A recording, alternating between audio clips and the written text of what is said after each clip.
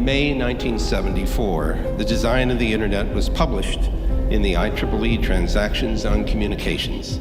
Robert Kahn and I felt strongly that the design and protocols of the Internet needed to be freely and openly available to any interested parties. A long time later, the internet was running, there was email running over, there was no web. There were no websites, no web pages, no links.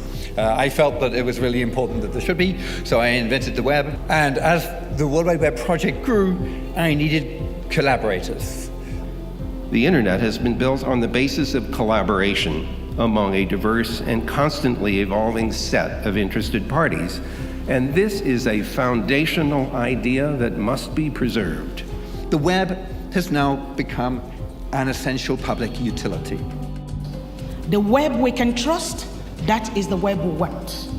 The web that contributes to peace, that is the web we want. The web that is open and inclusive, that is the web we want. The web of opportunities and social justice, that is why I am here.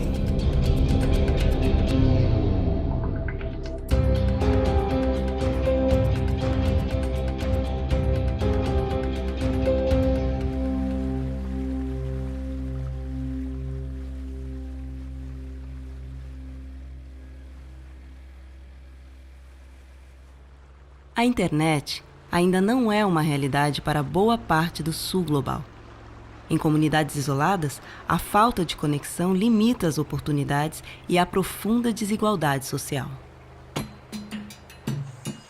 No coração da Amazônia brasileira, a cidade de Manaus, isolada dos outros centros urbanos do país, é acessível apenas por barco ou avião, e ainda são necessárias mais 9 horas de viagem pelos rios da região para chegar na comunidade ribeirinha de São Francisco do Caramuri.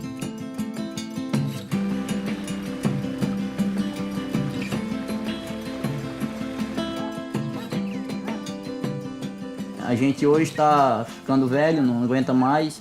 Para nós chegar na cidade, se não for através desse ramal, nós vamos ter que pegar um barco, sair daqui 1h da tarde, vai chegar 3h da madrugada na Panaí. É muito difícil. E de ônibus você sai 6h, quando é 10h tá lá, entendeu? Esse ônibus é o que faz a linha de Caramuri até a estrada, né, que chega até o Rio Preto. E ele está nessas condições aqui porque quando chove ele não tem condições de subir as ladeiras e por isso ele está parado. Aí faz 2 semanas que não teve mais, ele não teve condições de fazer o transporte para o povo e o povo está sofrendo, precisando desse ônibus para levar até o Rio Preto. A produção vai estragar dentro do caminhão porque ele não consegue sair, né? Conseguir só asfalto aí, com certeza, a coisa mudaria para melhor, né?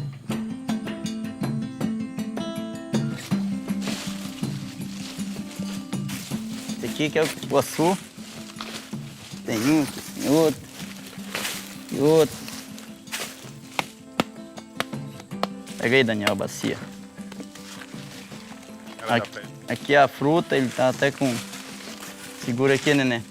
Segura aqui. Hoje nós temos um comprador certo já.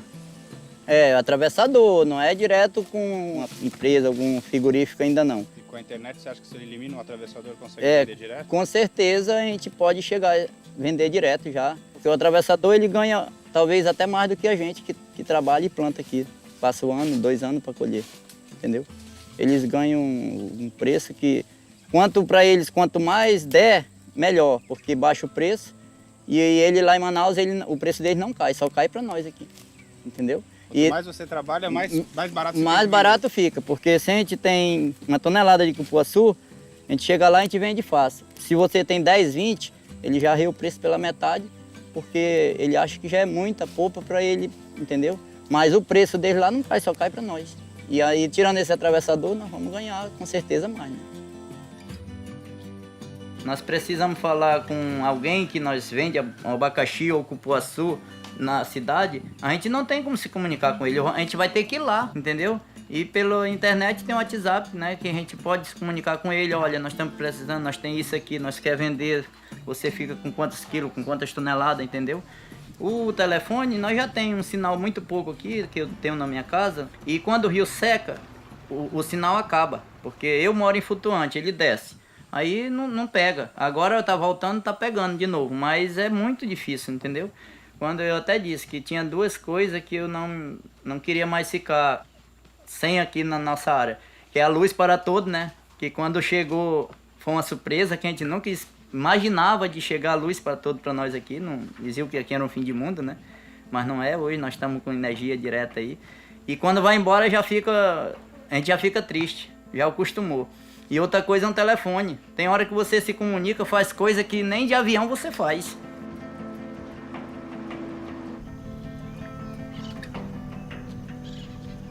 Nós temos que procurar o sinal em volta da igreja, principalmente na frente, para ter acesso.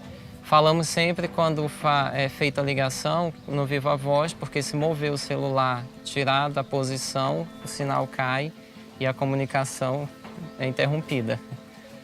É como se fosse um telefone fixo, mas no Viva Voz sem fio, né? Aumenta o caldo aí do feijão, Sapinho, que eu vou almoçar aí também.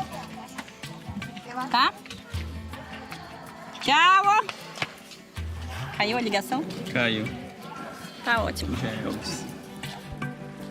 A internet será uma estrada virtual que nos levará a ser conhecido em outros lugares, empresas, instituições que possam estar olhando e vendo que Caramuru existe, que tem pessoas e que tem trabalho, que tem economia, que tem a parte social e assim por diante. As much as 2/3 of the world's population is not yet connected to the internet. The penetration rates in developed countries average around 31%, but in Africa, where I come from, we are about 16%.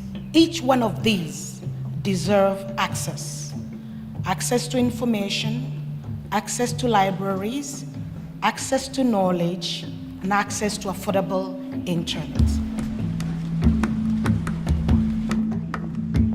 For us in Africa, I need to underline that Africa is not a country. It is 54 countries, 1 billion people. The most important need everywhere we go is access. The cost of having internet, the cost of being connected, the cost of getting online.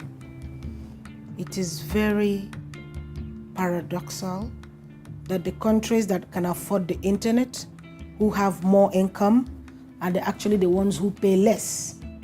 The ones who have less income, they pay more to get to the internet. So the most important problem in Africa is affordability of the internet.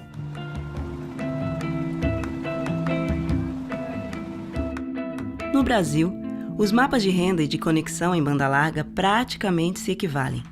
Em uma das maiores economias do mundo, apenas metade dos domicílios tem conexão à internet. A lógica de mercado, que ignora as regiões mais pobres do país, também discrimina classes sociais em um mesmo bairro. Lá é o Morumbi e aqui é a entrada do Paraisópolis. Então, a divisão é uma divisão social, né, entre as classes, porque fica tão próximo, mas ao mesmo tempo bem distante, né? Porque aqui fica os ricos, lá embaixo fica os pobres. Então, a diferença é essa, isso que eles fazem a diferença, porque na verdade o endereço é o mesmo, não muda nada, só muda o nome, Paraisópolis e Morumbi. E essa placa aqui, né, dessa propaganda, dessa internet de 100 megas, só que eu moro bem aqui do lado e eu não vejo essa internet lá. Ó, mas no Morumbi tem, ó. Se eu usar o CEP da minha casa, da minha residência hoje, para pedir uma internet, vamos supor, de 6 GB, eu não consigo. Agora, se eu pegar o site aqui da Avenida Giovanni Glonck, aí eu consigo qualquer mega que eu quiser. Isso é, então, um retrato dessa questão. A conexão em banda larga no Brasil ser ainda tratada na perspectiva do mercado. Ou seja, a gente vê claramente que onde interessa, onde há interesse econômico, o serviço está. Veronice trabalha como faxineira diarista e cria sozinha suas 2 filhas. Ela não tem renda suficiente para contratar a internet domiciliar, que é vendida junto com uma linha telefônica obrigatória.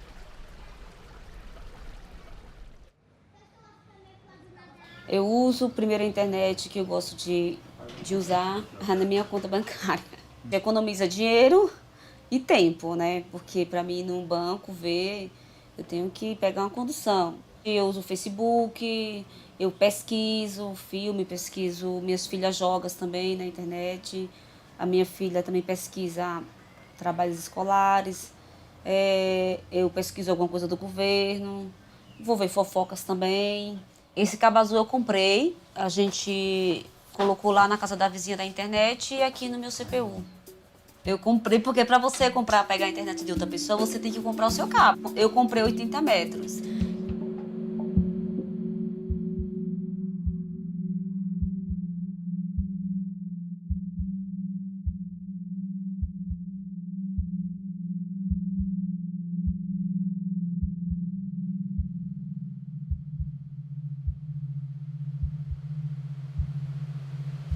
Esse fio azul aqui é o fio da minha internet, onde ele sai da minha casa e vem até aqui que eu vou mostrar para vocês.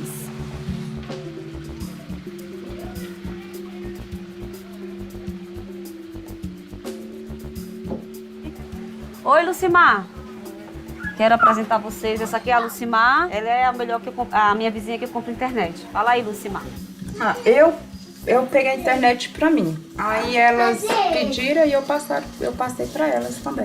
Eu já troquei já troquei do aparelho já 3 vezes e além tá a mesma coisa. Lucimar paga R$ 120 por uma conexão de 4 megabits por segundo e pela linha telefônica. Ela divide esse custo com sua irmã Lucimara e suas vizinhas Veronice e Patrícia. É praticamente uma obrigação que as empresas hoje de telefonia fazem com a pessoa. Elas nunca oferecem para você um pacote de internet. Elas sempre oferecem acompanhado de uma linha telefônica. Para mim é muito mais prático eu comprar de outra pessoa do que eu ter a minha própria. E bem mais barato também, mais em conta, né? E agora nós estamos chegando na casa da Patrícia, que ela mora aqui. E o fio da Patrícia é um desses aqui, ó. Que cruza aqui por cima dessas casas e vai até lá na casa da Lucimar. Patrícia! Eu comprei o computador, aí veio as coisas que as crianças da escola. E agora também para ver as notas da escola tem que ser tudo pela internet. Quanto que você paga na internet? R$30. 30 reais. Se você tivesse que ter uma internet só pra você, dava pra... Não, dava não. Eu já acho caro, já tinha que ser de graça. Tinha que ser de graça. Antes da internet, antes de puxar a internet, a gente comprou aquele lá, o download, sei lá como é que chama. O modem. Modem, mas só que o modem era difícil. Por quê? Porque caía sempre, né? Quando tava coisando, caía a internet. E você pagava quanto, né? Aí, não, a gente tirava o chip do celular mesmo. Ah. Entendeu?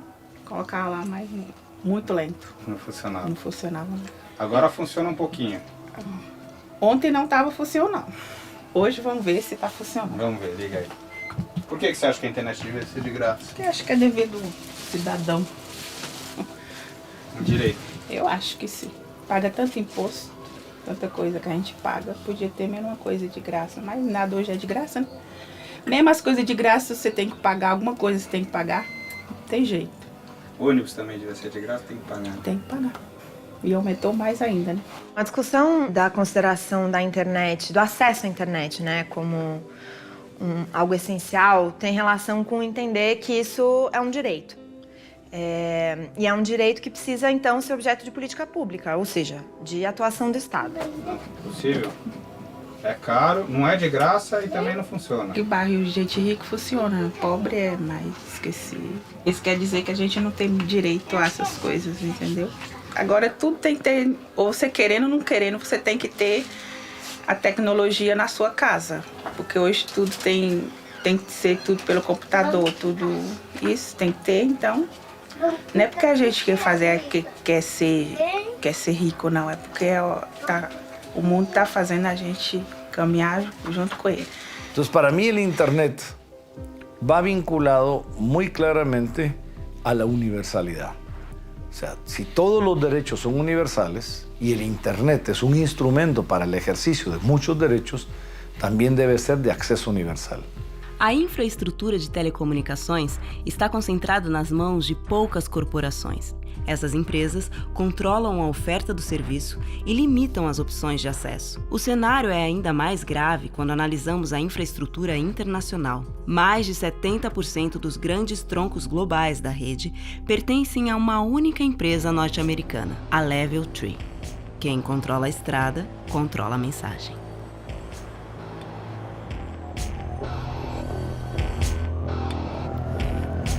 Welcome to America, land of dreams. Well, this is another plant that's been abandoned that was part of the auto industry. So this is just another example of what happens, you know, when an industry's building infrastructure. They leave, once they leave, they leave us with nothing. And, you know, the people are still here when there are no jobs, then you end up they have to leave their homes, so we can get the abandoned homes. And so how do you pick up the pieces after that? So this is, to me, these abandoned factories marks the end of an era. It's the end of the industrial age, which built Detroit. And I feel like what I've learned from this is that we can't let the companies control the infrastructure of how we live. We need to understand how technology works.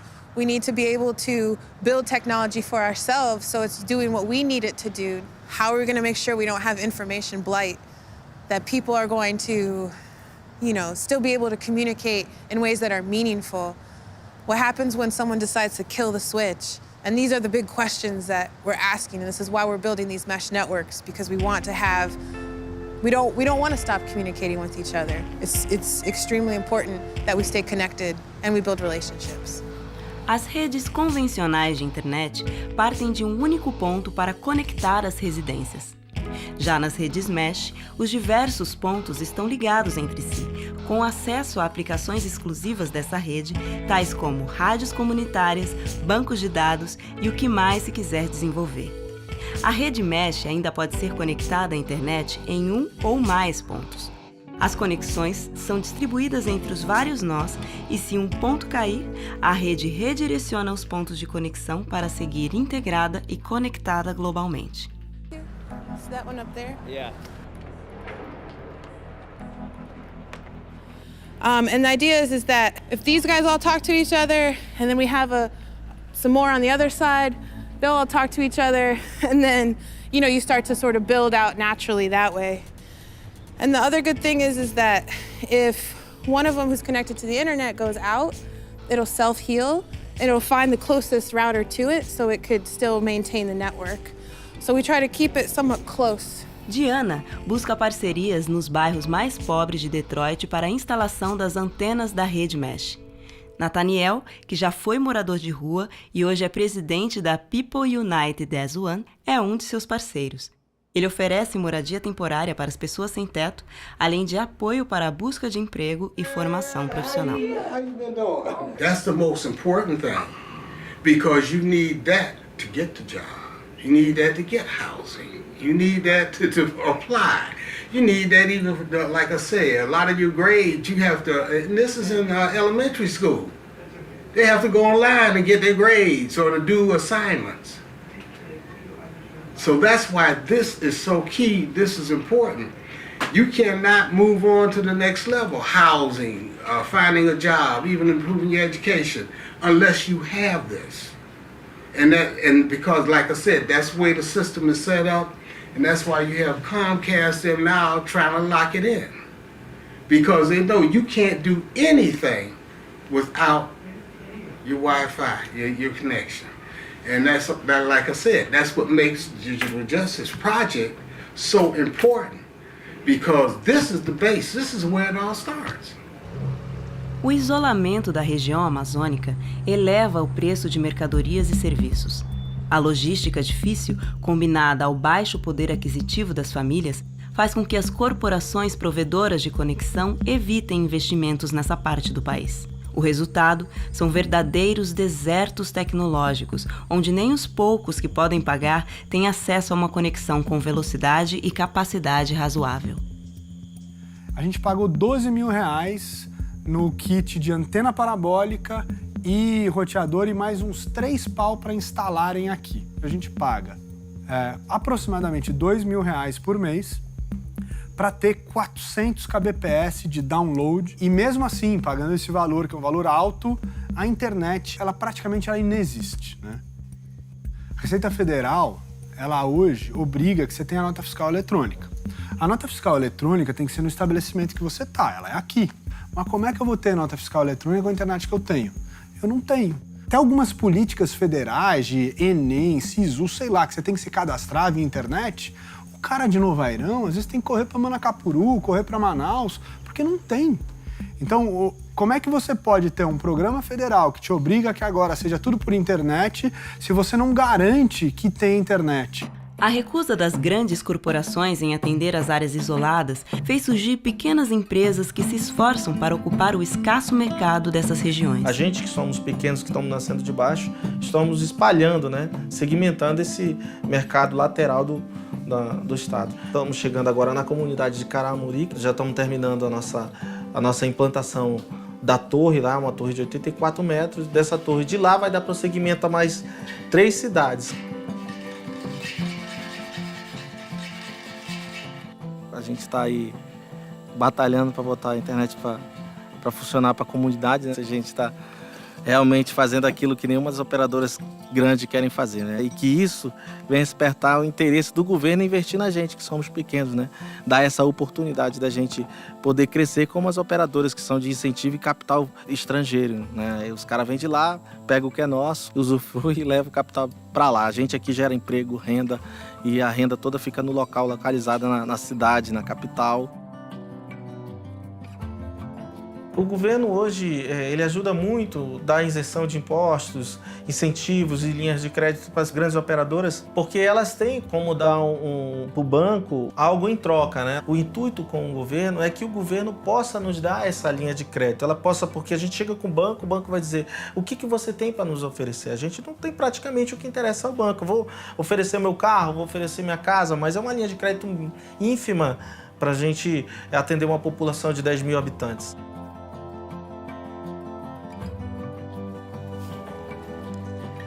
Ela já tá segura ali, né, Casa?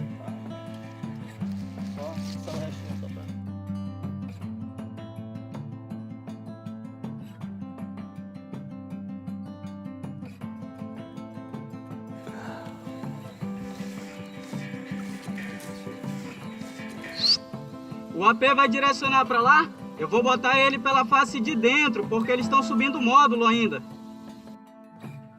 Se há um entendimento de que esse acesso é algo que tem que ser garantido a toda a população, e claro que tem altos investimentos em infraestrutura, mas sendo parte de uma política pública e de atuação do Estado, é possível que isso chegue até a casa das pessoas ou em lugares públicos próximos, praças com Wi-Fi aberto ou escola pública com conexão de qualidade para os alunos e para a comunidade em volta. É possível planejar para que essa conexão chegue para as pessoas de uma maneira ou a baixo custo ou de graça, e essas pessoas poderão ter um acesso à informação que elas nunca tiveram, poderão ter um acesso à educação e à cultura que nunca foi possível, poderão inclusive criar iniciativas comunitárias e mobilização comunitária para exigir ou provocar o poder público em relação a questões que ainda não foram resolvidas naquela comunidade. Nesse espaço funciona a sala de aula, onde todos aprendem e consequentemente, todas as séries juntas. 1º ao 4º ano, que é o que se pode ter nesse momento na escola de Caramuri. Aqui, no próximo, funciona a secretaria da escola. Temos aqui um computador com a impressora. E também é onde o professor atualmente dorme, onde se guarda material de limpeza, onde também guarda alguma parte da merenda, felizmente tudo junto, por não termos espaço. E tendo o computador, mas não tem a internet. Então, em toda a comunidade, a biblioteca que temos é essa, são poucos livros, é limitado ao conhecimento. E com a internet nós vamos ter a facilidade de pesquisar tudo aquilo que for exigido, tanto pela parte da educação, como aquilo que nós quisermos conhecer com curiosidade de ter mais aprendizado, vamos ter essa oportunidade. Todo Estado tiene la obligación de invertir en el Internet, de subsidiar el Internet para hacerlo llegar a las zonas más rurales, más remotas y más pobres de la sociedad. Para que todo el mundo, no necesariamente en forma individual, puede ser en forma comunitaria, pero que todo el mundo tenga acceso al Internet. Porque si no, lo que estamos generando es un privilegio para una élite tecnócrata o económica. Eso no es correcto. Entonces tiene que ser, como fue el teléfono originalmente, un servicio para todos.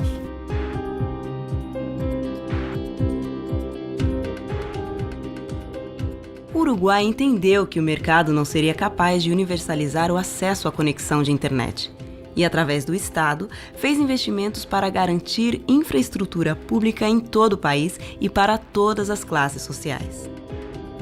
En Uruguay tenemos un monopolio público de Internet y tiene como objetivo, como mandato, darle Internet, así como línea telefónica, como electricidad, como gas y agua, a toda la población. Nosotros estamos tratando de complementar, o más bien utilizar esa infraestructura para agregarle conectividad a las escuelas y mejorar la educación a través de eso.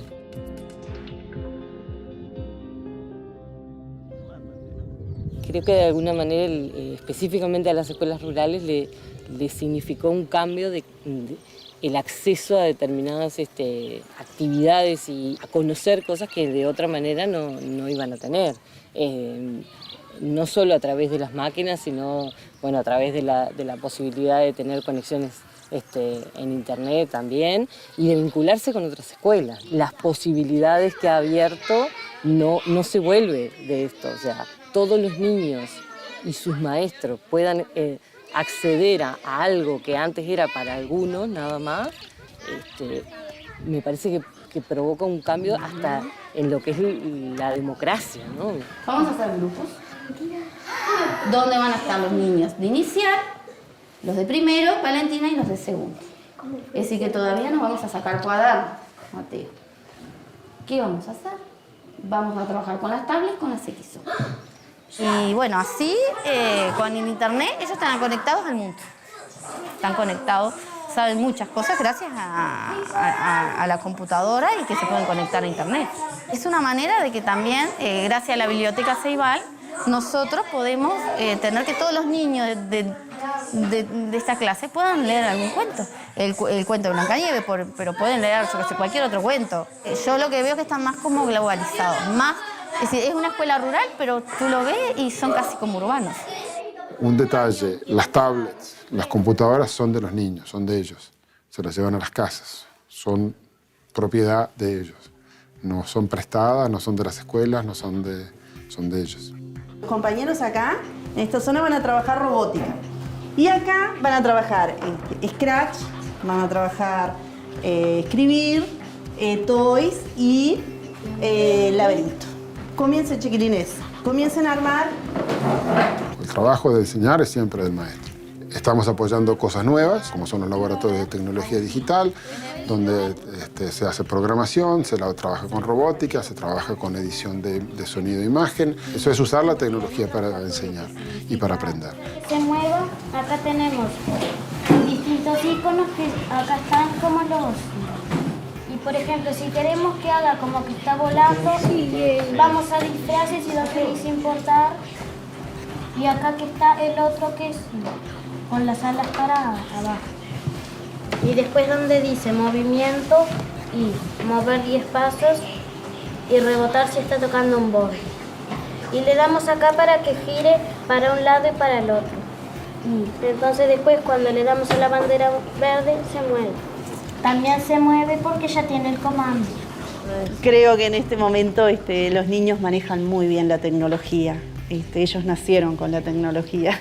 Nos empezamos a dar cuenta que había muchos niños sentados afuera de las escuelas de noche, o después de la escuela, del horario de la escuela, los sábados y los domingos. ¿Por qué? Porque tenían conectividad, tenían acceso al Wi-Fi de la escuela. Entonces empezamos a poner accesos afuera de las escuelas, en plazas urbanas, en clubes deportivos, en complejos habitacionales públicos, aún en cantegrieles, en barrios de atención prioritarias o favelas. Justamente porque los niños de esas favelas iban a la escuela. y sí tienen máquinas. O sea, hoy la penetración de Internet ha crecido muchísimo. En Uruguay la penetración de Internet es uno de los más altos en América Latina. Todavía estamos lejos de lo que es Finlandia, que es donde quisiéramos estar, pero hemos crecido muchísimo. Yo lo veo como algo muy positivo, digo. Me parece que es como una puerta que se abrió a algo. Pienso que el tema es que quedaríamos aislados en un mundo que supuestamente nos estamos globalizando y está interactuando con el mundo, porque ya no es solamente un mero espectador, sino que estás formando parte de esa realidad, ¿no? Eso se trae de la escuela. Sí.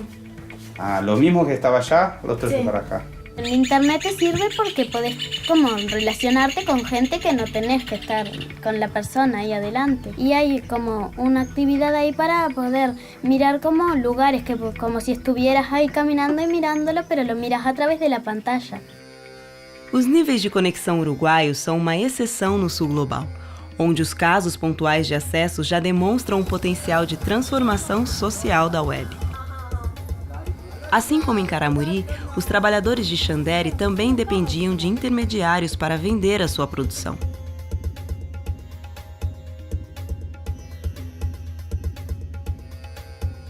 You know one thing, Jakarta is the first computer.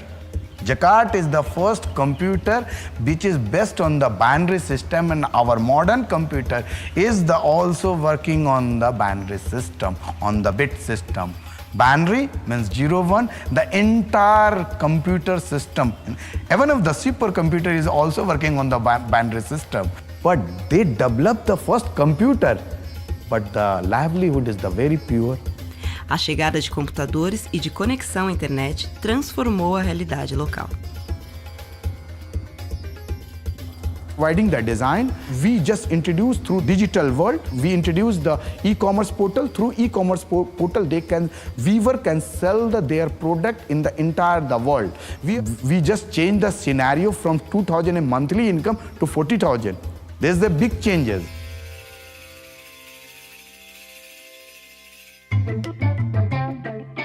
No Quênia, a população utilizou a tecnologia para criar uma alternativa ao inacessível sistema bancário do país. Créditos de celular usados como moeda se tornaram um dos aplicativos mais populares e utilizados. You can just send it from here, and within seconds, the cash is in their phones, and they are going to withdraw it and enjoy themselves. I do have to go where they are. I just send money to them in their phone. Then they will draw it wherever they are, and work is done. So I find it very efficient. So I give her my mobile phone number. Now I'm receiving a message from M-Pesa. Confirm Kenya shillings 100 cash. I have to sign that I've received that money in my phone. Now I can send this money where I want, or pay a bill, electricity, water, or buy some items with it. Initially, I thought these are con men, but when it worked, I found it good. Since then, I've been using it.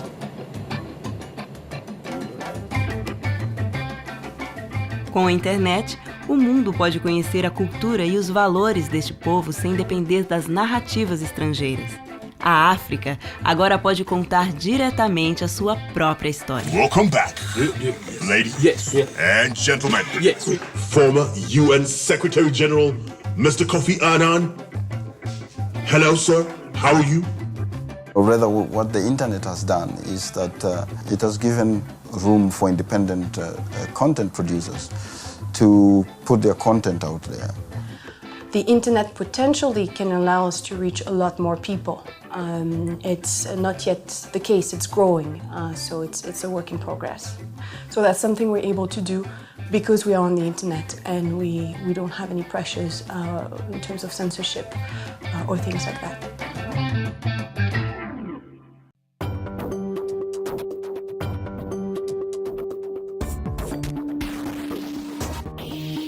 A liberdade de expressão e a participação social ganham força quando nos conectamos em rede.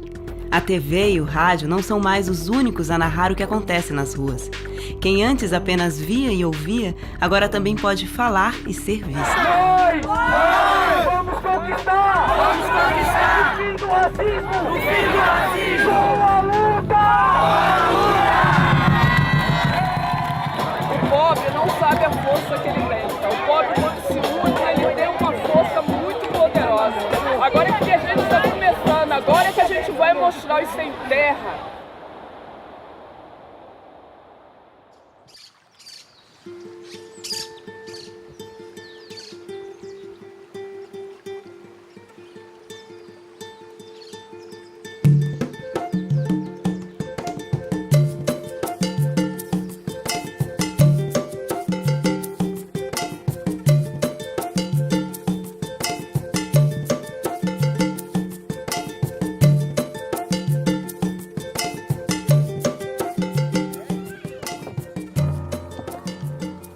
Pessoal, vamos ao centro social que a internet chegou.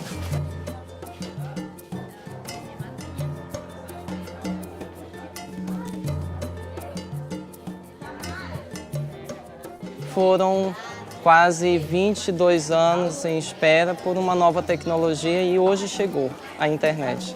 Quem é que tem smartphone aí? Olha aí, temos vários. Estamos hoje felizes por estarmos recebendo na comunidade o sinal da internet. Ali os técnicos instalando o provedor que irá distribuir o sinal gratuitamente, doado pela empresa Nova Soluções, na área social da comunidade.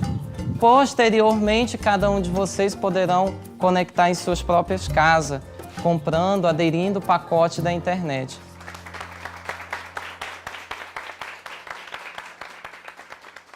Hoje vocês vão ser atendidos com um sinal via rádio que a gente está instalando, terminando as instalações, já instalamos a torre de 84 metros.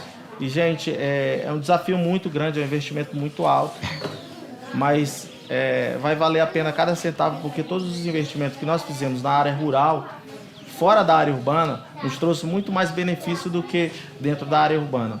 Dentro da área urbana a gente só preenche tabela, né? A gente está lá na área urbana ali, lutando com os outros leões, com a NET, com a Oi Velox, com as grandes operadoras, né? E a nossa luta daqui a pouco, que a gente vai aparecer para o mundo todo, é mostrar que Caramuri existe, que nós precisamos de ramal asfaltado, nós precisamos de uma escola nova, nós precisamos de um posto de saúde, nós precisamos de políticas públicas.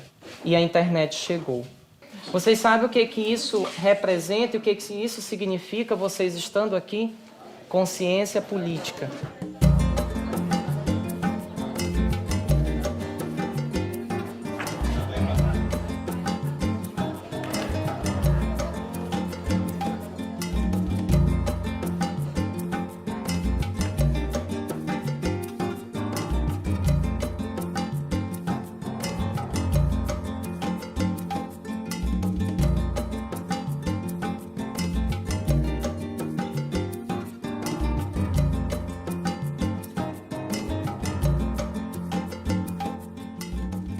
And I started going to school on the internet. I started meeting people on the internet. I started exchanging and learning on the internet. And the first thing I found out was that I was not very different from other people. So the first thing that the internet did for me was not communication, but it exposed me to the world.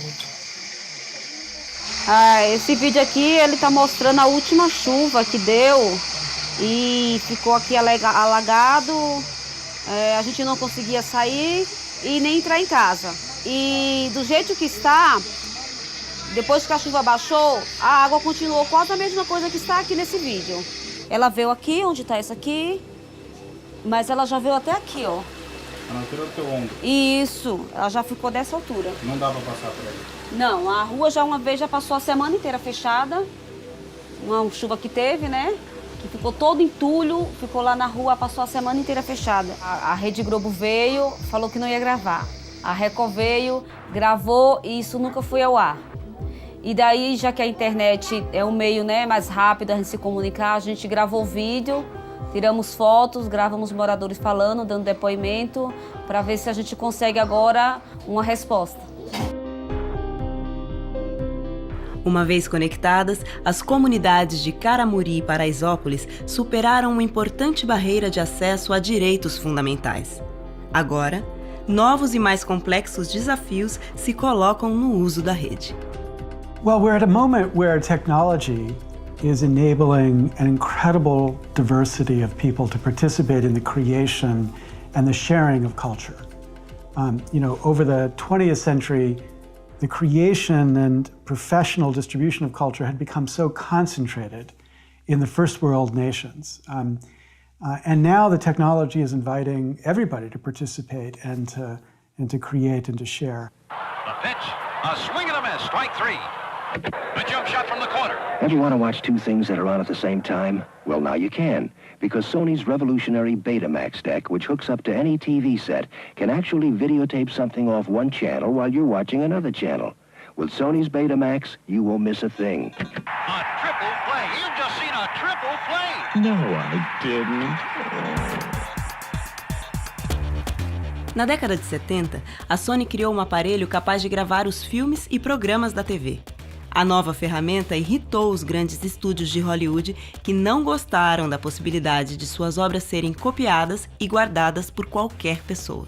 A Universal Studios reagiu e acionou a Sony na justiça por infração de direitos autorais. A Suprema Corte dos Estados Unidos, porém, decidiu que a cópia para o uso doméstico não desrespeitava os direitos autorais, pois se tratava de um uso justo.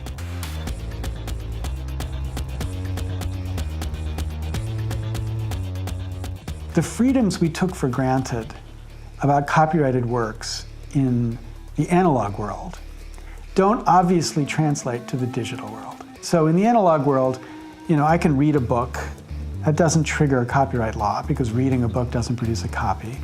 We have strong traditions that I can quote the book without getting permission from anybody. I can critique the book without worrying about some violation of copyright law. All these things, these freedoms were built into the physical manifestation of copyrighted works because that's what culture demanded. But as we move online, those same freedoms can't be taken for granted. I have a dream that one day this nation will rise up and live out the true meaning of its creed. We hold these truths to be self-evident that all men... One of his most famous speeches, the I Have a Dream speech, which most people around the world have probably seen or heard at least once or read in history classes, is copyrighted. And the rights are managed by EMI, which is a record company. And so it's actually been taken down from YouTube many times. It's difficult to find a complete version of Dr. King's entire speech on YouTube. And so we made a version of his video with the complete speech with a short introduction kind of explaining some of these ideas around copyright and explaining how we could actually have gone to jail for making this video if the copyright maximalists had gotten what they wanted. We could be going to jail for sharing a video of our nation's history, of one of the most important moments in the history of racial justice and in the history of the civil rights movement, and really in the history of any people's movement. So this is a general problem with democracy around the world. Democracy around the world right now is not responsive enough to ordinary citizens and is too responsive to powerful economic interests. That's especially true in the United States, but it happens everywhere. And so you would think that democracy is exactly the mechanism that we would use to represent the ordinary user as opposed to the business. But instead we see democracy serving as the tool of the economic interests as opposed to the interests of the society as a whole. And what the law is doing is making it difficult for people to do that legally. Think, for example, about a school. A public school is not going to teach its kids to violate the law. So it can't teach their kids how to take videos and to remix them or to build on the photos of other people. where the copyright status of all this work is unclear, because that's presumptively to violate the law. So this form of education becomes illegal in the digital space for no good reason at all. Yet we know the schools or the universities or other institutions are not going to engage in that kind of education because the law presumptively makes it illegal.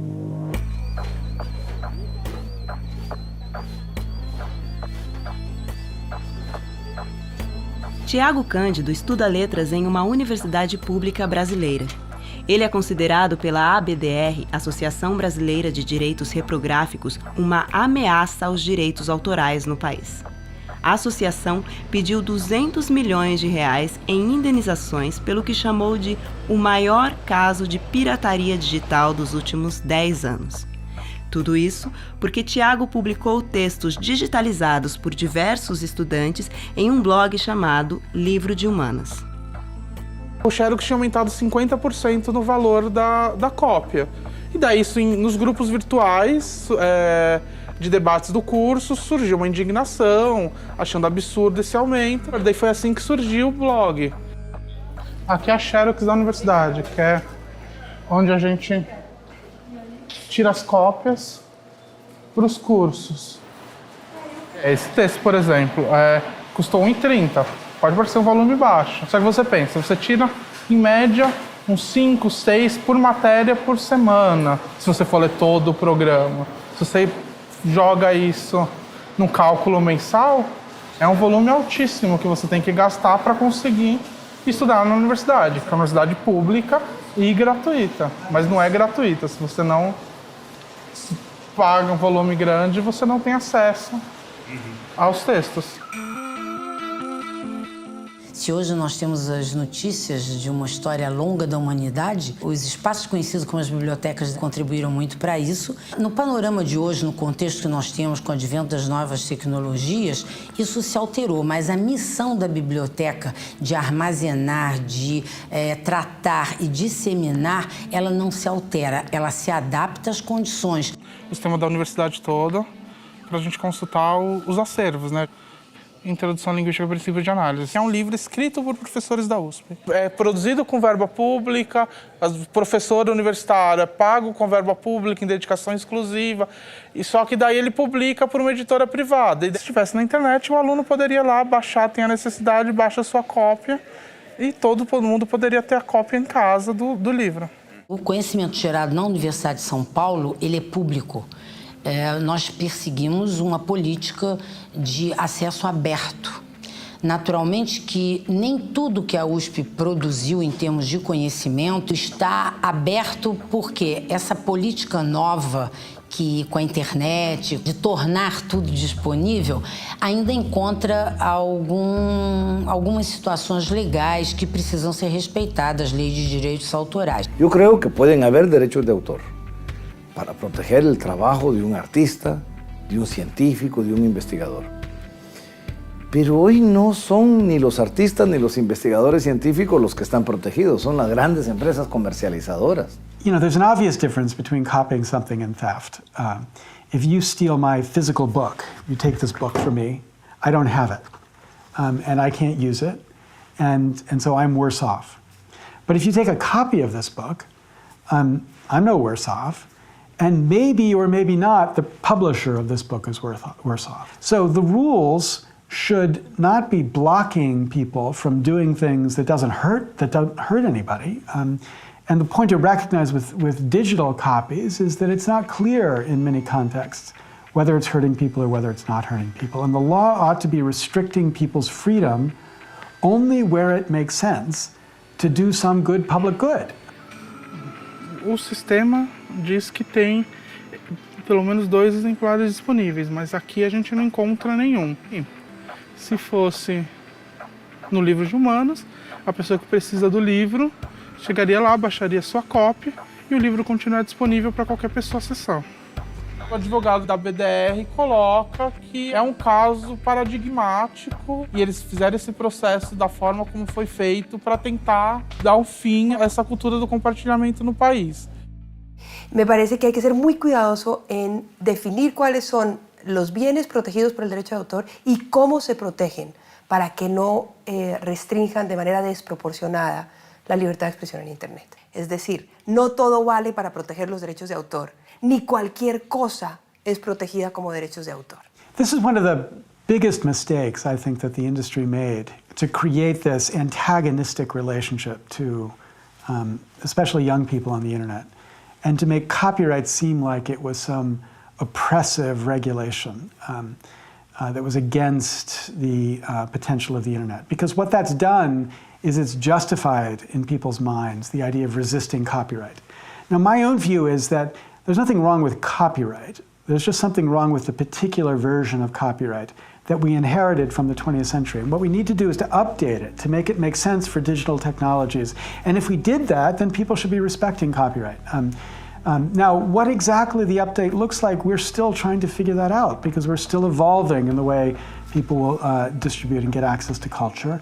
But I think that what we need to do is to find the model that makes the most sense, that allows the right balance between freedom and regulation, to both encourage artists to create, to give them the resources they need to create, while assuring the type of distribution and access around the world that people around the world are entitled to. Just because you're using somebody else's copyrighted material does not mean that you are violating copyright. There are many forms of fair use, and you have to take into account the amount of the work that is being used, the purpose of the use, like if it's for an educational purpose, if you are writing a review, if you are doing a criticism, this is all sort of valid fair use. And if you look at the history of art, it is people using each other's work. It's people being inspired by one another. And so much art and criticism would potentially be a violation of copyright if it were not for fair use. The history of art is just one big mashup.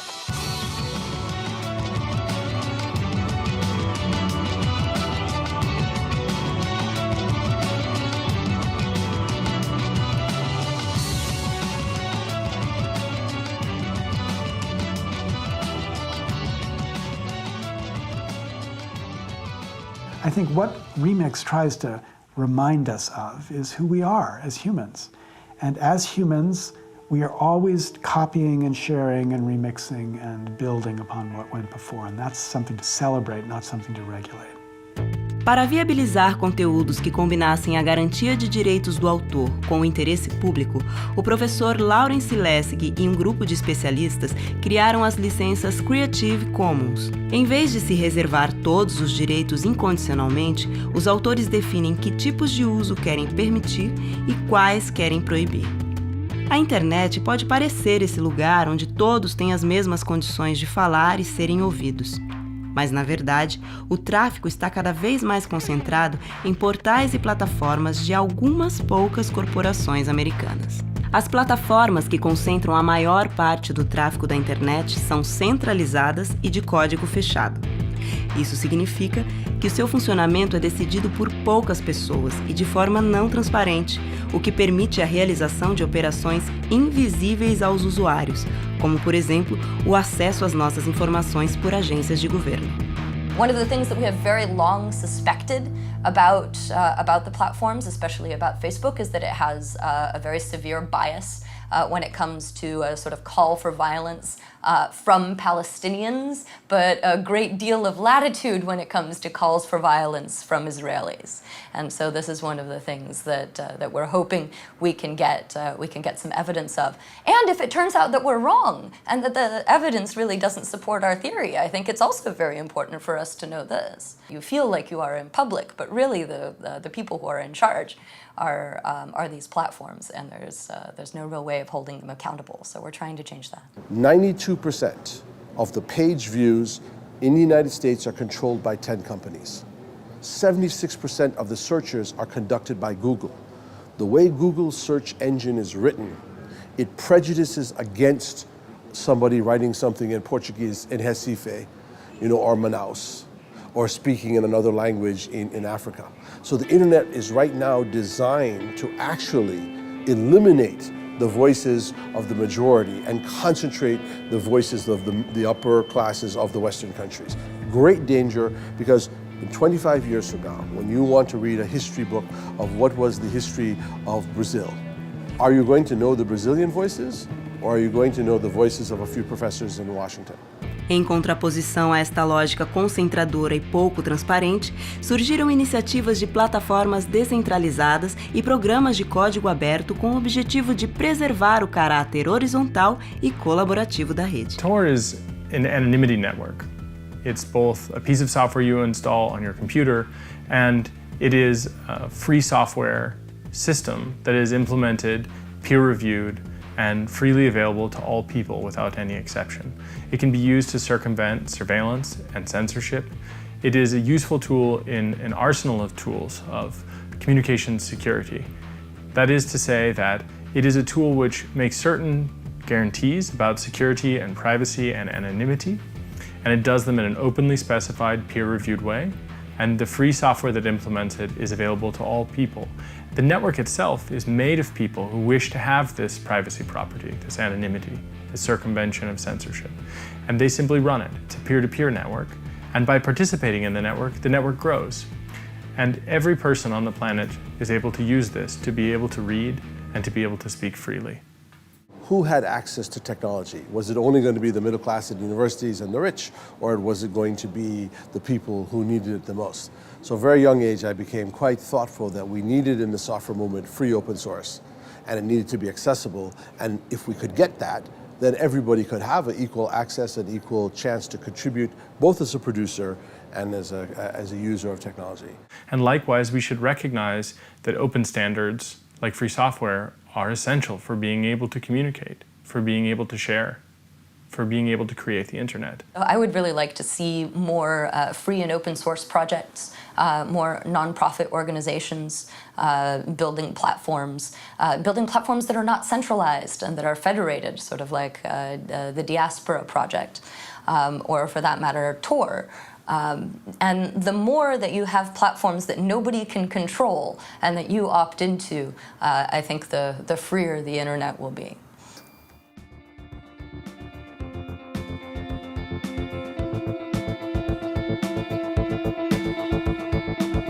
As tecnologias de impressão 3D não é só uma tecnologia, na verdade, o nome impressão 3D é um guarda-chuva para várias tecnologias. Elas foram patenteadas pelas empresas que criaram essas tecnologias e isso foi uma coisa mais ou menos assim, um pouquinho depois do advento da computação pessoal. Só que ao contrário da computação pessoal, em que as empresas fizeram ali uma paz e não se atacaram com patentes, meio que todo mundo copiou de todo mundo e aí a coisa deslanchou. No caso da impressão 3D não, então ficou tudo muito restrito aos fabricantes que criaram as tecnologias. Só que aí mais ou menos em 2005, um professor de uma universidade no Reino Unido, ele criou esse projeto chamado RapRap.org, que significa Replicating Rapid Prototyper. A ideia principal do projeto era fazer uma máquina replicante. Quer dizer o quê? Uma máquina que consegue se produzir. E com essa impressora a gente fez essa aqui. E isso era possível por quê? Porque desde o início esse projeto adotou uma política de que os seus produtos fossem sempre software livre e hardware aberto. A gente não fez tudo isso aqui do zero. O corpo básico da engrenagem é já uma biblioteca que fez isso e a gente só adicionou algumas coisas, como adaptar o tamanho dessa entrada para o parafuso que a gente usa e colocar o nosso logotipo aqui. Enfim, a gente quis colocar o nosso logo e a gente também fez isso aqui por quê? Para deixar acessível um parafuso que, enfim, na nossa montagem ele tinha que estar acessível depois que já tivesse colocado a peça. Antes desse boom da impressão 3D, uma impressora que tinha uma capacidade um pouco acima dessa custava na faixa de $50 mil, começando em $50 mil.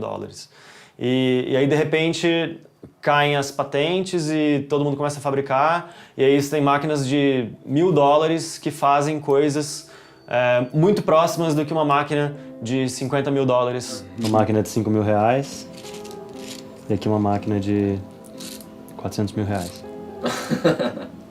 Impressão 3D desktop está surgindo hoje. Começou em 2008, quando expirou a patente, a principal patente dessa tecnologia de impressão 3D por extrusão, e a coisa demorou, digamos, 20 anos para vingar. Foi só isso. O que o sistema de patentes efetivamente fez? retardou uma coisa que ia acontecer de qualquer maneira. Existem projetos de software livre que envolvem dezenas de milhares de colaboradores, centenas de empresas. Sem internet isso nunca teria acontecido. If your business model is focused on controlling copies of the creative work, then you want to make the technology help you control distribution of copies of creative work. So what we've seen is the industries, which in these different countries like France and the United States have enormous power over the political system, have used their influence to tilt the legal rules in favor of these old models of creativity, rather than allowing new models to develop or encouraging new models to develop. And that's what we're seeing happening in lots of different corners of the world. And I think we got to encourage that kind of innovation and creativity. At risk, the basic principle of net neutrality. Net neutrality. Net neutrality. Net neutrality. Are allowed net neutrality. Yes, net neutrality. Net neutrality means keeping the net free from discrimination, be it commercial or political. The innovative explosion which happened across the net over the last 25 years has happened only because that net has been neutral. The social groundbreaking sense of possibility that we can understand each other and possibly live in peace relies on an open net. Significa o seguinte, que quem controla os cabos por onde passa as informações tem que ser neutro em relação a essas informações. Hoje, a tecnologia permite discriminar conteúdos nos cabos da rede, criando pistas com velocidades diferentes, o que estabelece uma competição desigual na web. The first thing, it's really important to understand the history of the infrastructure of the internet. And there's, this kind of constant drumbeat from the telecom companies that say kind of like, look, this is our infrastructure, we built it, and we should get to decide whatever we do with it. That's not entirely true. They built this infrastructure with a lot of support from tax subsidies. They were cut a lot of breaks. A lot of that money is public money that we all paid as a society for the public good. And so what's happening with the net neutrality fight right now is we're trying to say, look, the internet is not like a soda. The internet is public infrastructure that was built for the public good, and it should be protected as such, like water or electricity. So if we lose net neutrality, you can imagine the internet becoming more like mainstream cable television, right? Where a few companies, a few people get to decide what you can and can't see, get to decide who sees the most content, and basically get to decide what ideas and what things we believe. Ao perceber que os vídeos do Netflix eram a maior parte do fluxo de dados em suas redes, a Comcast tentou estabelecer um acordo comercial que obrigasse o Netflix a pagar pelo tráfego que gerava. Durante a negociação, a Comcast reduziu a velocidade dos dados do Netflix e assim que o acordo foi fechado, a velocidade voltou ao normal. Agora imagine um teste como fizeram os meninos que criaram o YouTube ou o Vimeo. Eles testaram a rede, funcionou, as pessoas aderiram, eles não pediram autorização para ninguém. Eles não tiveram que fazer a sociedade deles com uma operadora de telefonia. Eles puderam simplesmente testar aquela nova aplicação. Mas veja, a quebra de neutralidade, ela gera uma quebra da liberdade de criação. Aí não é só uma lógica econômica que está em questão. Está em questão o futuro da internet. A possibilidade dos pesquisadores, dos hackers, das pessoas criativas poderem continuar colocando seus experimentos na rede e não tendo filtro. Algumas plataformas, como o Facebook, estabeleceram acordos com os provedores de internet para receberem tratamento diferenciado. A navegação nessas páginas e aplicativos não é descontada do pacote contratado pelos consumidores. Esses acordos estabelecem um pedágio seletivo no tráfego de dados pela rede, gerando forte desigualdade competitiva na web. I understand why companies strike these deals, because for them it's a choice between not reaching these customers at all and being able to reach these customers somehow. But I think that the very nature of these deals is a devil's bargain. It sets a very bad precedent, especially for new organizations or new companies or new services that simply can't afford to strike deals like this. So one of the great benefits of the internet is, of course, I can reach everyone. So if you have a new business or service or website or opportunity, now if you don't have net neutrality, you're not able to reach the world. You're only able to reach the portions of it that you have the right business relationship with. And that's a huge killer of innovation. And it is also a huge centralization of power. Look at an industry where there's one or two major players, they suddenly become the decision makers for new innovation. O que vai acontecer é que a pessoa passa a usar o Facebook como a internet, como a web. Então reforça uma prática muito ruim, que é tragar a internet para dentro de um jardim murado. A China levantou uma verdadeira muralha em torno da internet do seu país. Sites como Wikipedia, Facebook, Twitter, YouTube e Google são bloqueados e buscas online censuradas. Citações ao massacre da Praça da Paz Celestial e fatos ligados aos movimentos de independência de Taiwan e do Tibete não são encontrados. And a curator and activist. I make documentaries about the queer issue in China. The second part of the social media is the social media from abroad, such like Facebook and YouTube and Twitter, were all blocked from China. You have to use a VPN to use it. Para escapar do bloqueio, Popofan usa redes privadas virtuais, as chamadas VPNs. Elas criam um túnel de conexão protegido por criptografia que atravessa a muralha virtual até um servidor em outro país. Dessa forma, estabelece uma conexão que não parece ser feita da China. So, here we go.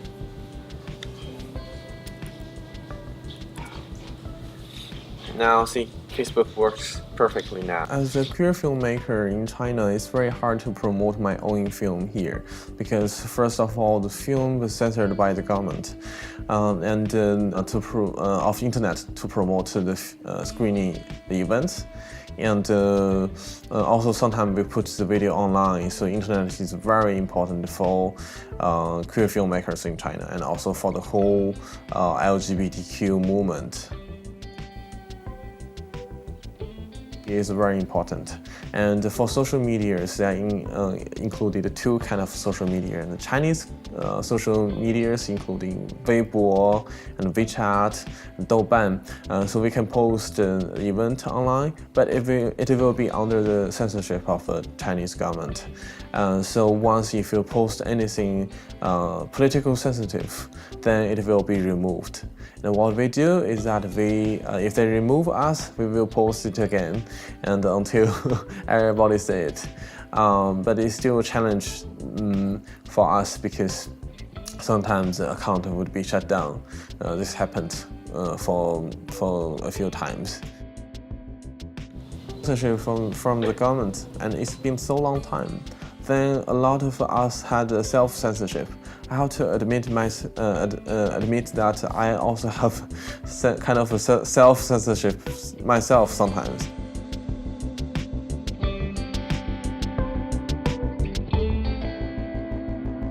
In the United States, there is an illusion of freedom. There's an illusion of free speech. There's an illusion of choice. Should the United States do something to stop Mr. Assange? He's a criminal. He broke the law. This man is an enemy of the state. It is an attack on the international community. Julian Assange is a cyber terrorist in wartime. And Julian Assange is engaged in terrorism. Well, I think Assange should be assassinated, actually. I think Obama should put out a contract and maybe use a drone or something. Shut it down. Shut it down. It is time to shut down this terrorist organization, this terrorist website, WikiLeaks. Shut it down, Attorney General Holder. Os governos ao redor do mundo se enfureceram quando cidadãos usaram a internet para fiscalizar o Estado. O compartilhamento anônimo de arquivos e a divulgação por plataformas independentes na web permitiram a contra-informação, revelando crimes de guerra e abusos de poder. Light them all up. Come on, fire! Hey, Roger. Keep shooting.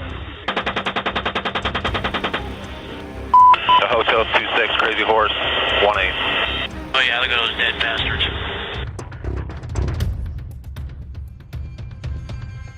So WikiLeaks has shown us a model for refining a fundamental value and action that we have had for many generations, in fact.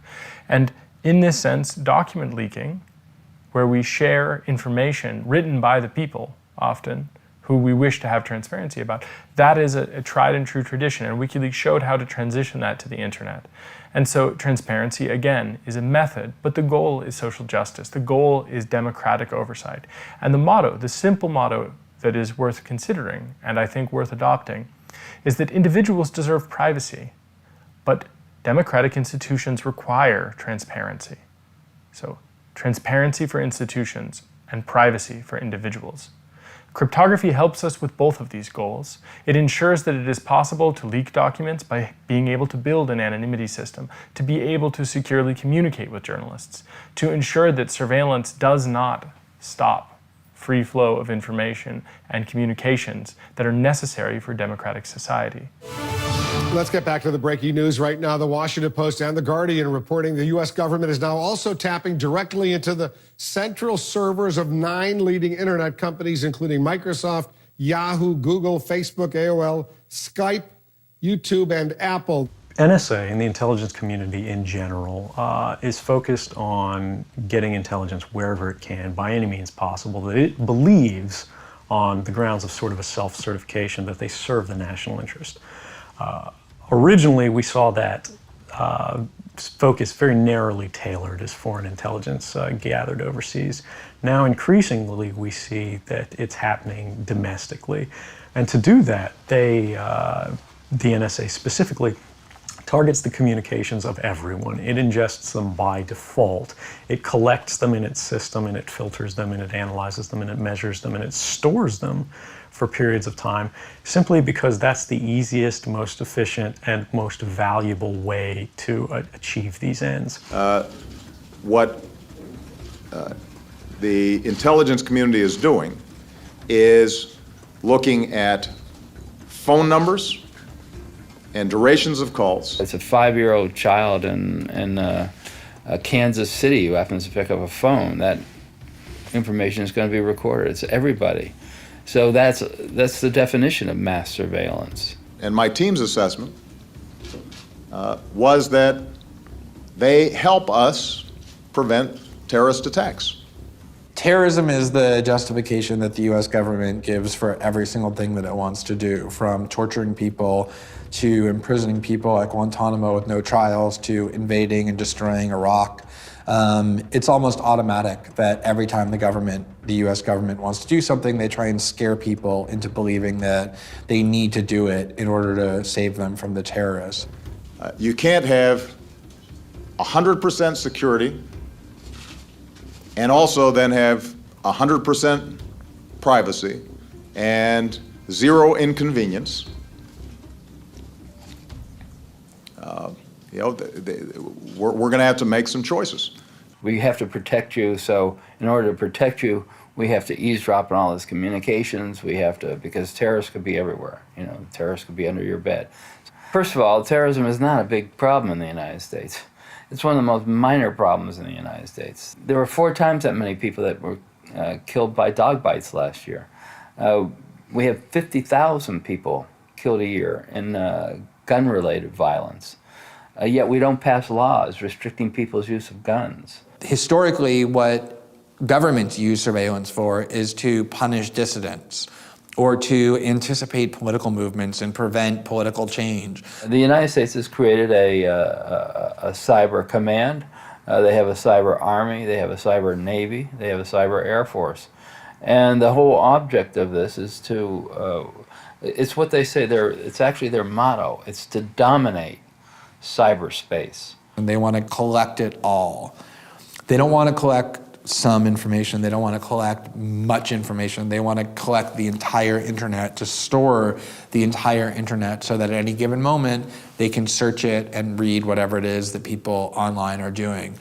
And this isn't just a dream that they have that's far off into the future. This is something they're very close to fulfilling. The NSA and the GCHQ, which is the British spy agency, every single day collect billions of emails and telephone calls and chats and online searches. Bluffdale, Utah, 25 miles south of Salt Lake City, the NSA is nearing completion on a gargantuan new project. It's named the Utah Data Center. They collect so much information that they just physically don't even have the space to store it all. And so one of the things they're doing is constructing enormous new buildings just to have a place where they can keep all this data, store it all, and then use it at will. And that is a shocking disclosure, and it's a shocking realization to understand that these agencies literally want to make it so that you never have a conversation on the internet, you never send an email, you never do a Google search without their knowing about it. It's a roadmap of your thinking on the internet. It's who you're communicating with, who you're sending emails to, back and forth. And I think the most dangerous thing is on Google searches, for example. When you're communicating with somebody, either on an email or a telephone, you're sharing something with another human being. So at least there's one other human being that's going to know something about what you're saying because you're communicating. When you're doing a Google search, however, that's much different. You're not communicating to another person. It's an extension of your brain in a sense. All that is information that only you have. No other living person has that information. But now the government can have it simply by reading all that Google. There's no way that any government could create a surveillance system this size without the full-scale cooperation of the largest internet companies, Facebook, Google, Apple, Microsoft, Yahoo, because of the importance of those companies in collecting all of this information. Nós vivemos mundo de ultraconectividade, mas que quem tem razão é o filósofo, infelizmente falecido, Gilles Deleuze. É uma sociedade de controle.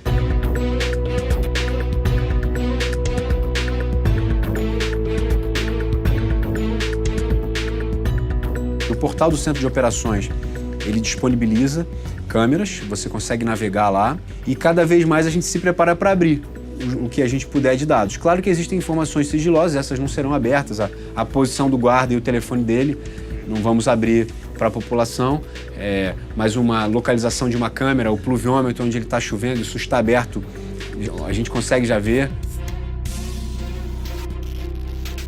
É importante a gente encontrar certas barreiras que permitam ao cidadão ter um nível de tranquilidade em relação ao nosso trabalho, porque já se discute privacidade, se discute tantas coisas, e a nossa primeira briga sempre é por preservar a credibilidade do nosso trabalho. Então, não é sabendo onde você mora e para onde você vai, qual é o seu nome, que o Centro de Operações vai fazer um trabalho melhor. Eu posso reconhecer deslocamentos. Existem 100 deslocamentos que saem do Alvorada e vêm para o centro da cidade. Tudo bem, são anônimos. Aí é uma noção de grandeza de demanda. Nosso crescimento é um pouco infinito. Conforme a tecnologia vai evoluindo, isso pode chegar onde a gente quiser. A camada das pessoas que resolveram compartilhar com a prefeitura onde elas estão através do Facebook. Não existe isso, mas é possível. A tecnologia permite. Basta eu ter uma parceria com o Facebook e ele ter lá um recurso que você diga que quer mostrar onde você está, que ele já faz isso quando você posta com o seu GPS ligado. Então, viver é arriscado. Usar a internet também é. Dar poder a um governante também é. Você, quando vive, você tem que assumir certos riscos. Então, tem uma cota inevitável de risco. A pessoa vai saber qual foi o último lugar que eu entrei na internet. Se eu quiser falar uma mentira que eu estava no outro lado da cidade, a minha mentira vai cair.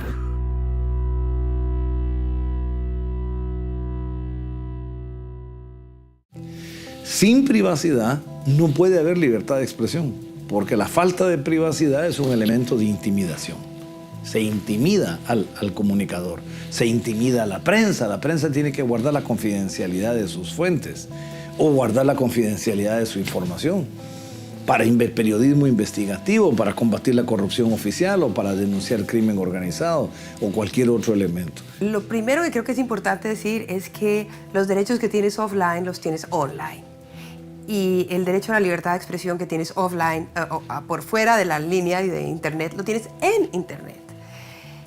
Y los estados que han encontrado formas de censurar por fuera de Internet, también han encontrado formas de censurar dentro de Internet. Formas de bloqueo, formas de filtrado, espionagem, sistemas de vigilância. Se a gente não tiver níveis de privacidade, o que vai acontecer é que nós seremos cada vez mais pessoas completamente vulneráveis aos interesses das corporações e ao interesse político dos governos que podem manipular essas corporações.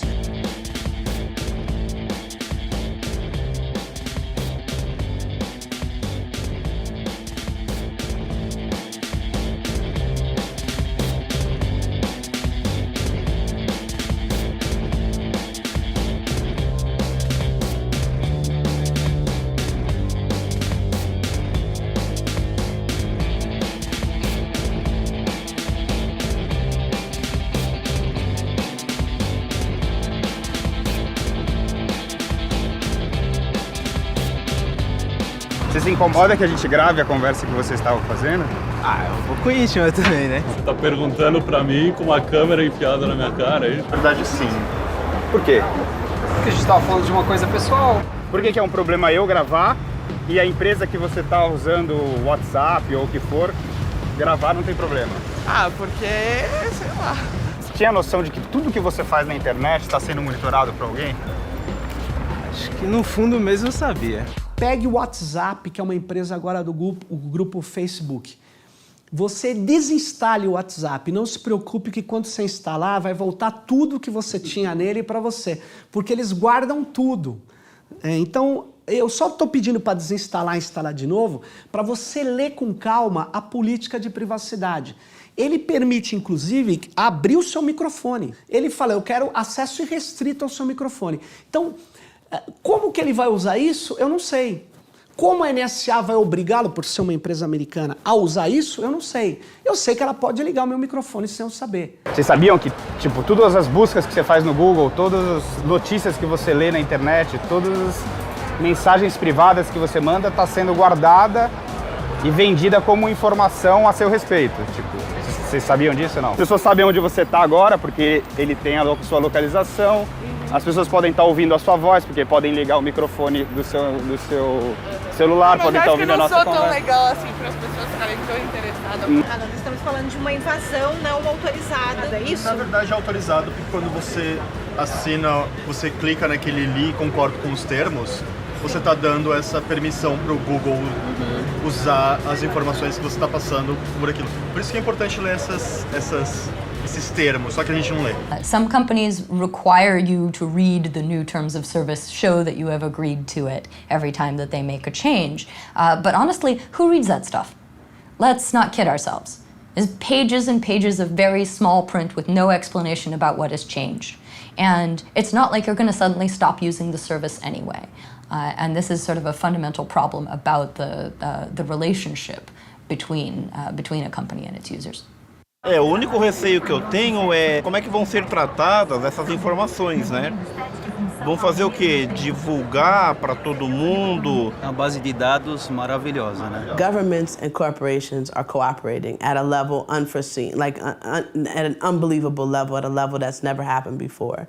And one of the places that they're cooperating more than anything else is in the development and use of new technologies for surveillance. Você tem hoje empresas que são especializadas em formar perfil das pessoas. Esse perfil das pessoas é utilizado de várias formas para interferir no dia a dia dessas pessoas, para vender a informação dessas pessoas para corporações comerciais, mas também corporações que querem controlar essa pessoa, para dar informações que são de foro íntimo. Às vezes você está consultando uma coisa que é particular, que diz respeito somente a você, né? E até às vezes um assunto político que você está consultando ali, ou mesmo religioso. Por exemplo, se a gente tivesse, na época da ditadura, uma situação como essa, seria uma situação muito mais complicada de administrar pela população, porque os meios de comunicação populares hoje ficariam de uma forma mais restrita, ficariam mais restritos, de uma certa forma vigiados, né? Porque é gratuito. né? Então você não percebe. É que no início a gente não sabia que o que era oferecido gratuitamente tinha um preço alto, que é o preço da informação. Você era o preço, né?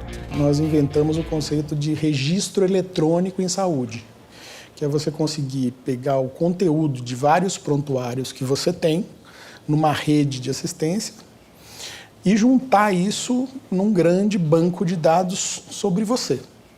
Quando você for fazer um exame médico, esse exame vai vir pela internet. Todos esses dados, todas essas coisas vão estar sendo vistas por alguém que não só você. O acesso à ficha médica de uma pessoa pode definir o valor que ele paga de seguro de vida, o valor que ele paga, o empréstimo bancário que ele vai ter ou não vai ter. Isso define se você vai conseguir um emprego ou você não vai conseguir um emprego, certo? E aí o plano de saúde tem informações médicas suas que você não deu para ele, e ele pode aumentar o preço do seu plano, ou ele pode saber que a sua prima tem uma doença e falar, isso tem uma doença na sua família. E nem você sabia que a sua prima tinha essa doença, mas isso pode aumentar o custo, seu custo de vida, porque todas essas informações que são nossas e que a gente não tá sendo passada por aí. Desde que a gente não sabe, né? Tipo, a gente aqui em volta de você é complicado, mas se a gente sair e você ficar sendo monitorada só pelo seu celular, tudo bem.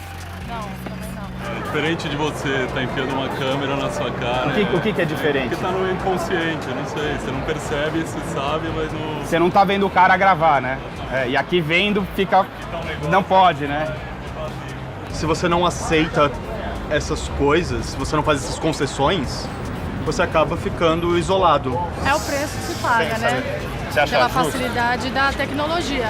Justo não, porque você tira a sua privacidade, mas facilita o seu dia a dia. Pelo menos no meu caso, facilita muito o meu dia a dia. Muitas dessas pessoas dizem, olha, a privacidade já não existe mais. Mas eu queria fazer uma ponderação. A privacidade é a base da democracia. Eu, às vezes, me privo de fazer algumas coisas na internet por conta disso. Eu, particularmente, ainda sigo a linha de que, tipo, não devo nada pra ninguém. É o meu raciocínio básico, assim. Tipo, não tô fazendo nada que ninguém possa ver. Não tenho nada assim por mim, não tem problema algum. Você abriria o seu telefone pra qualquer pessoa ler tudo que você mandou? Não tem nada de sigiloso. Every time somebody says to me, I don't really value privacy because I have nothing to hide, I say to them, here's my email address. What I'd like you to do is when you get home, send me all the passwords to all of your email accounts and your social media, your Facebook account or your Skype account, so that I can just read through whatever it is that you're doing and publish whatever it is that I want attached to your name. And nobody has ever taken me up on that offer because people understand why privacy is so critical and why everybody has things that they want to keep other people from knowing about. Você daria o seu celular pra mim com a senha desbloqueada pra eu ver tudo que você tá fazendo? Não. Por que não? Não, porque aí é passar vergonha mesmo. Mas você tá dando pras empresas, tudo que você faz, você tá passando pro dono do Facebook, pro dono do WhatsApp, pro dono da Google. Eles estão vendo tudo, por que eu não posso ver? É bem complicado. Bem difícil. Se chegasse carta aberta na sua casa, o que você ia achar? Ninguém pode bisbilhotar os seus pacotes. Isso é simples de entender, né? É como você colocar uma carta no correio e está garantido pela Constituição o direito à privacidade. Essa carta vai chegar. Né? Chegou uma carta aberta, você está vendo a carta aberta e fica revoltado, fala, pô, alguém mexeu aqui. Agora no e-mail, você mandou um e-mail, você não está vendo isso aberto, você não viu que alguém olhou. O direito ao anonimato é fundamental. Se eu quiser não ser identificado, eu tenho o direito de não ser identificado. E por que isso muda agora com a internet? Certo? Não deveria mudar. Mais ou menos o que a gente está fazendo aqui é o que acontece cada vez que você abre esse celular. Agora a gente está percebendo a exposição. Vocês estão criando um cenário que a gente vive e não percebe. Né? Agora a gente, com certeza, depois desse momento, a gente vai perceber as coisas diferentes. Porque a gente vai embora, vai desligar, vocês vão ter a privacidade de vocês de volta em parte, porque vocês vão continuar rastreados pelo GPS do celular de vocês, a câmera de vocês pode estar ligada quando vocês estão teclando para ver quem vocês são. Yo creo que la privacidad, como la libertad o como la vida, es un derecho y no es una mercancía. Y nadie puede negociar con los derechos de las personas. Y como es un derecho, los estados tienen la obligación de protegerlos.